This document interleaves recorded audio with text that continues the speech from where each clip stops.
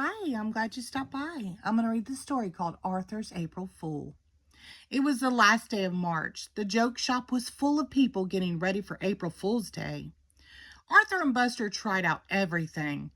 Buster bought sneezing powder.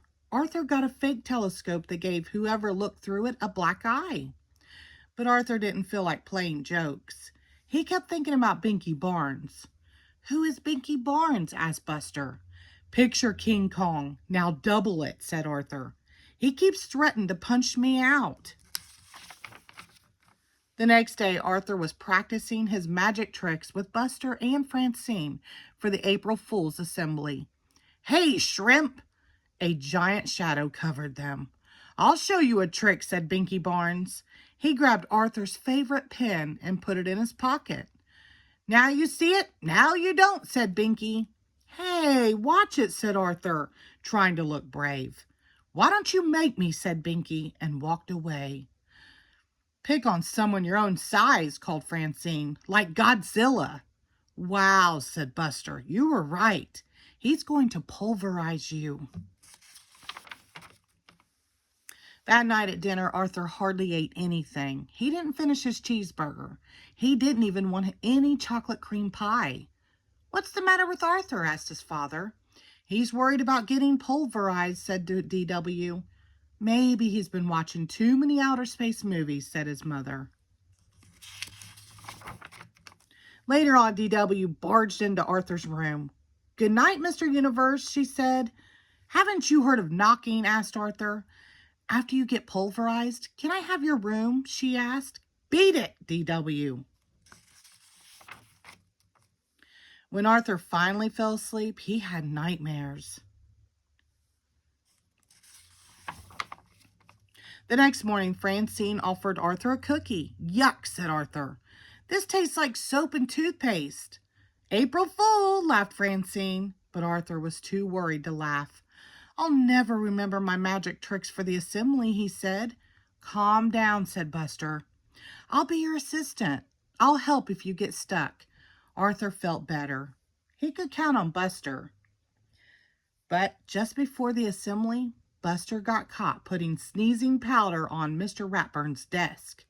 Instead of going to the assembly, Buster went to the principal's office. "I'll blow it for sure without Buster," thought Arthur. He walked into the auditorium. Who was sitting in the front row? Binky Barnes. This was going to be even worse than he thought. Arthur worried while Mr. Ratburn read people's minds. He worried while Francine and Muffy did shadow pup tricks. And he worried while the chorus sang "That Old Black Magic." Finally, it was his turn. "For my first trick," said Arthur, "I'll need a volunteer." Binky Barnes jumped on the stage. "Surprise, Pipsqueak," he whispered. Arthur gulped. Arthur asked Binky Barnes to tear up a sheet of paper and put it in the magic hat. He said the magic words and waved his magic wand to make the paper whole again. But rabbits came out instead. Everyone laughed. Arthur took a bow. By mistake, flowers fell out of his sleeve. Binky Barnes laughed harder than anyone.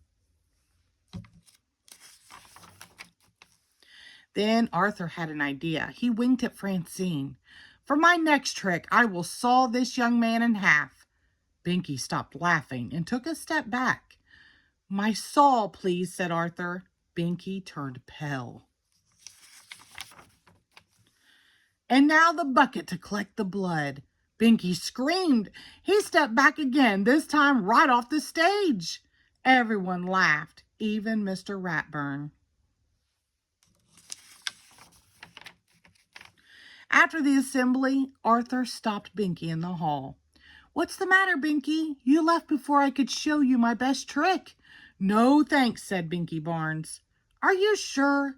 It lets you see things you've never seen before," said Arthur. "Really?" said Binky. He grabbed the telescope and pointed it at Francine. "I don't see anything." "Of course not," said Arthur. "You have to know the secret words." Tell me, said Binky. I can't, Arthur explained. They're so secret, I have to write them down backwards. Do you have a pen? Sure, here, said Binky. Arthur wrote the words. Now go home, hold the paper up to the mirror, and you'll be able to read the secret words. Thanks, Twerp, said Binky as he ran out the door. Boy, that's your best trick yet, said Buster. You didn't get pulverized, and you made Binky Barnes disappear. What did you write? Asked Francine. April Fool. The end. Thank you.